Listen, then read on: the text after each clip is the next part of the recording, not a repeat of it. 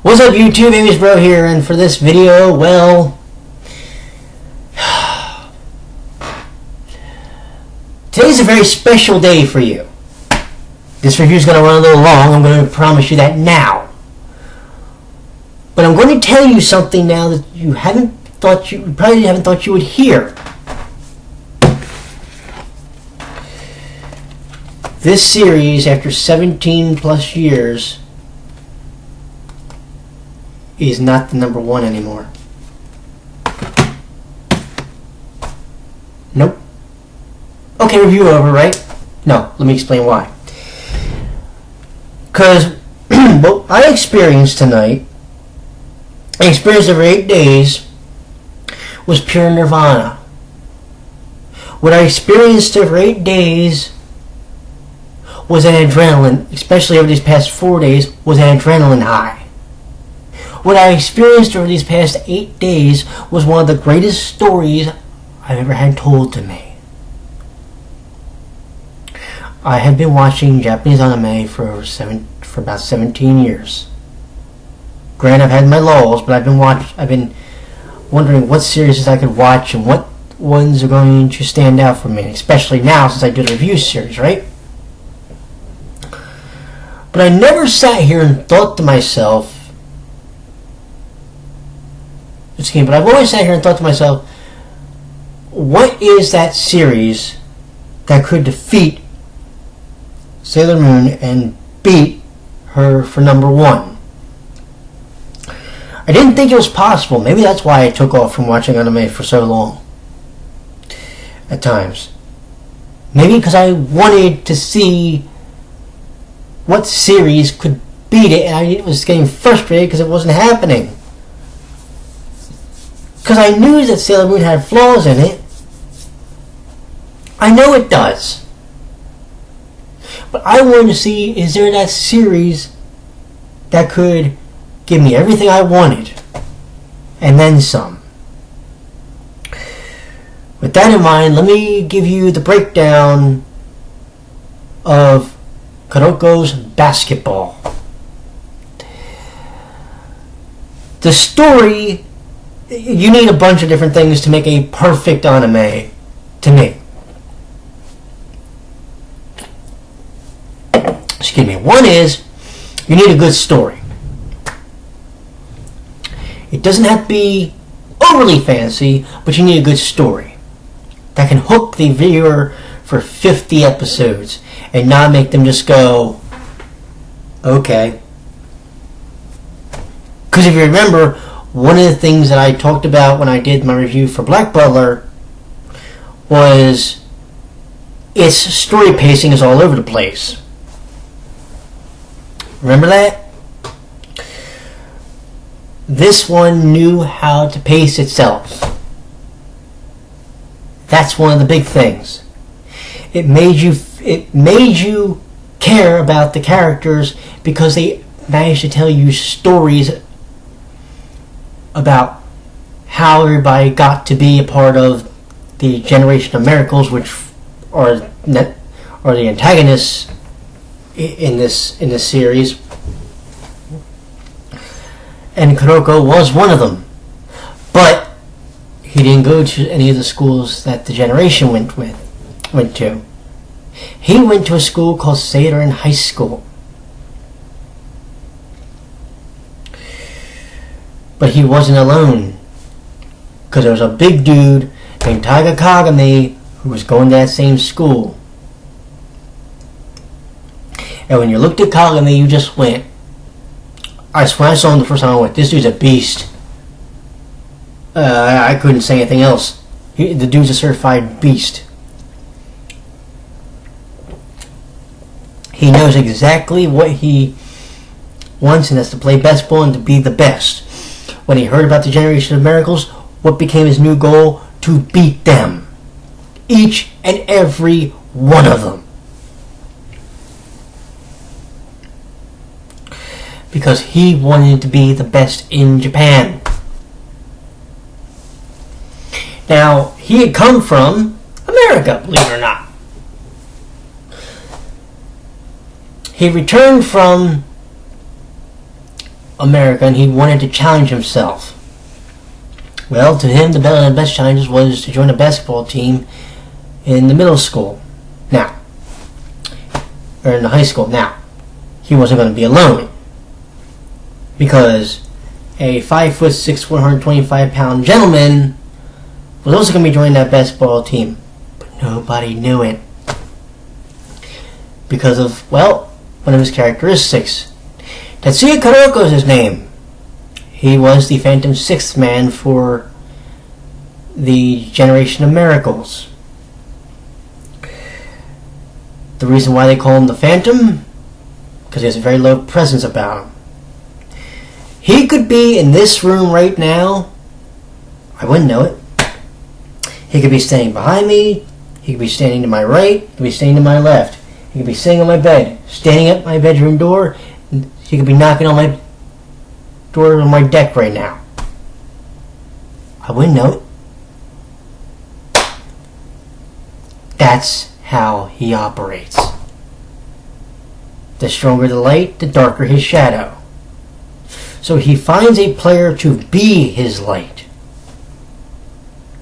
The stronger the will of the player, and the better they are, the darker he becomes, and the more he can mask himself, which causes hell for the opposing team's defense. His specialty is passing,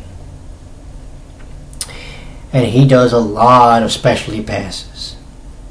He can do a tap pass, but he can also do a 360 pass, which is very dangerous. And he has another pass that he does too.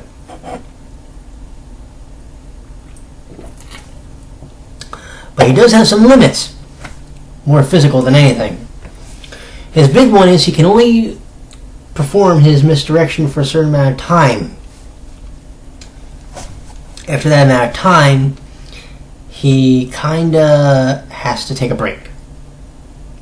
Which he does. He knows his limit. He knows what he can't do.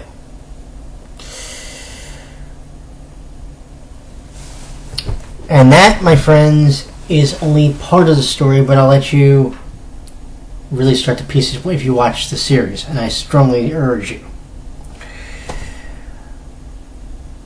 So that's one of the big things. That's the story. The plot progression.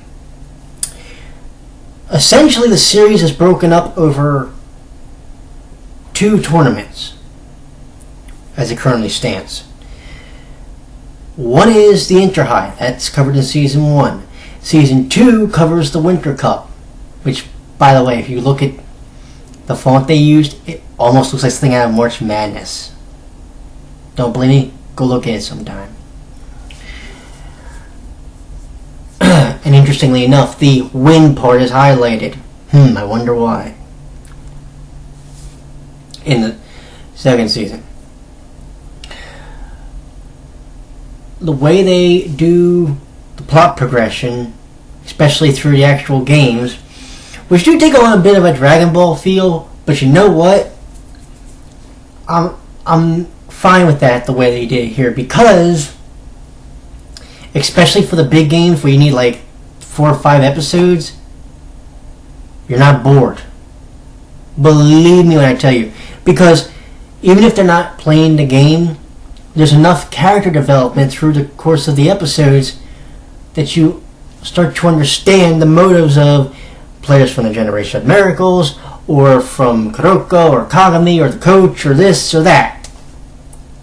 You're not finding out something about somebody.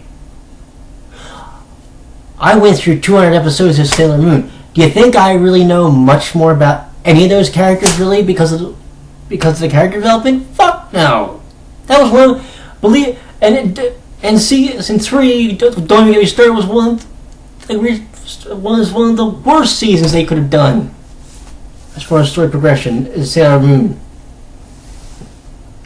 You know what I'm saying? They found a way to do the character progression and the plot progression in this series to make you give a fuck.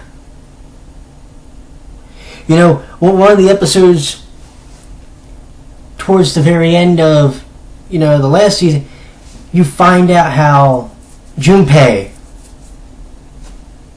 Hyuga, how he entered the basketball team, and why he did it, and you learn a lot about him. You learn he was actually also blonde at one point. But you learn so much about the players, like Tepe, my main man, Hiyoshi Tepe. Big dude, about as big as Kagame. And you learn about his story and his struggle to come back to being able to play after apparently being injured. It was a freak way, too. I won't tell you how, but you gotta see that. You learn so much. What's funny is, the show's called Kuroko's Basketball. And yes, they do enough with Kuroko, but you find out it seems more about the cast around him, and that's fine. I don't have an issue with that. The music is a bright spot. You listen to the music while you're watching the game, and you can feel your adrenaline start going. You're watching the games themselves build and build and build, and you can feel the adrenaline pumping through your arm to the point where you're ready to run through a brick wall. But you're enjoying this. You're not bored. I can sit there and tell you I watched all 50 episodes. I was not bored watching any of them at all.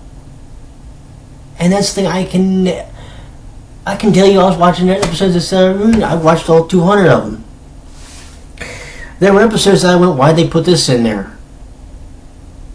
And I'm saying this now. There were episodes that, when I realized what episodes were taken out for the dub, I realized why now they were taken out. They were boring as fuck. Why would you put them in there? To pad the series? Kuroko didn't do that. Everything in some way, shape, form, even the cooldown episodes, where you may be thinking nothing's going to happen, you're still learning about something.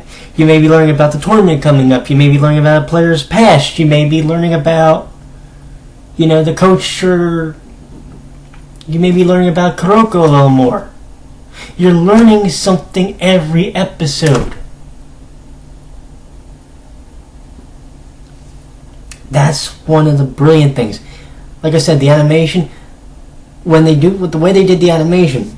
Okay, first off, this is referred to as a shonen series, and apparently when they did the animation, excuse me, for these, they do it a little bit differently than they do for other series.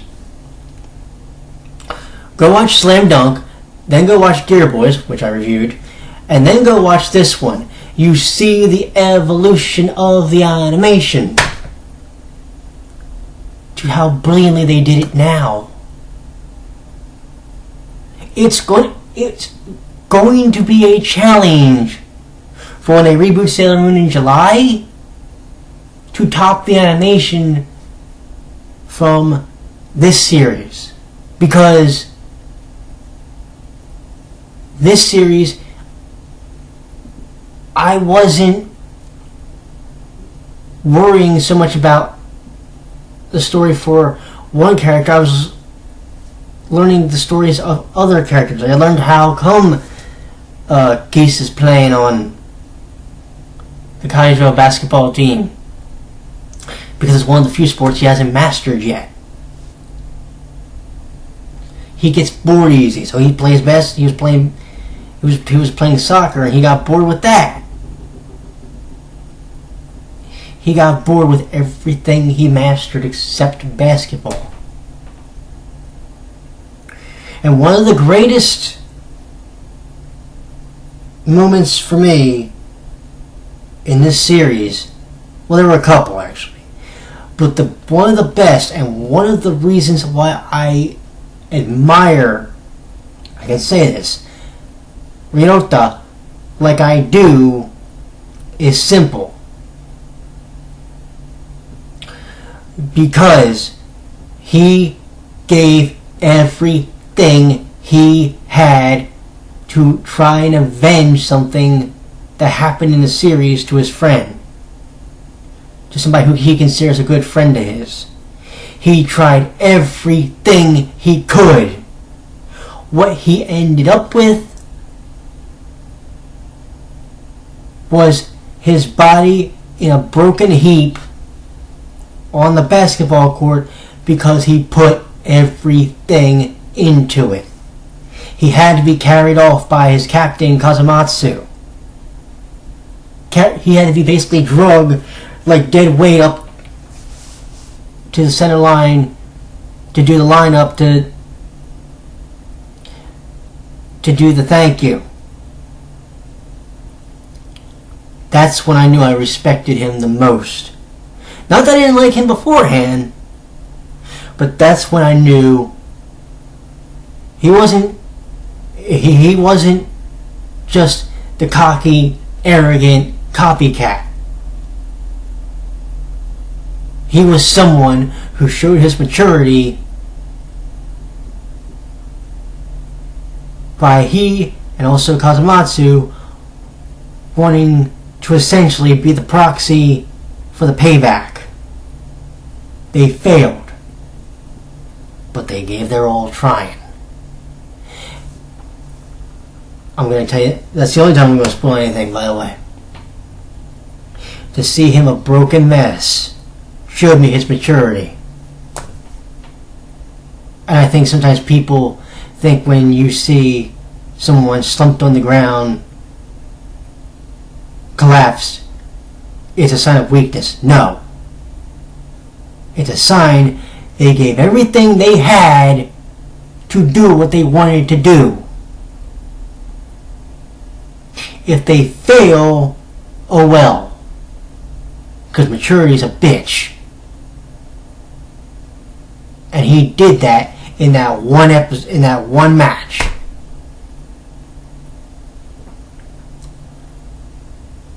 You understand?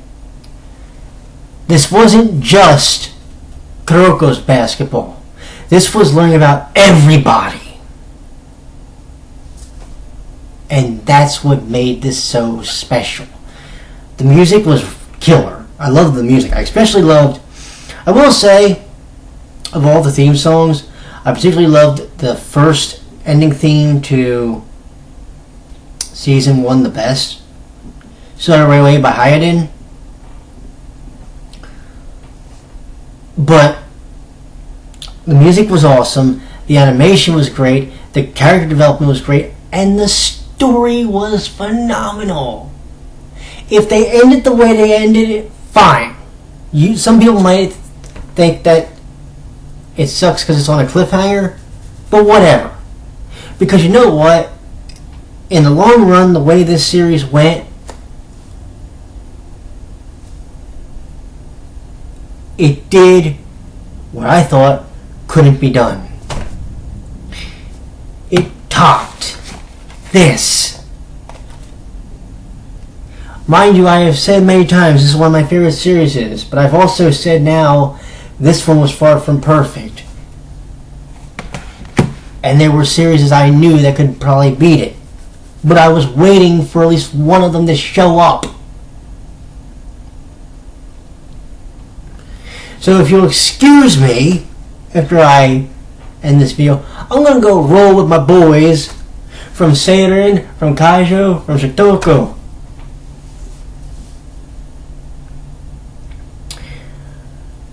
Because you see, one of the storylines in the game was beating the kings of Japan.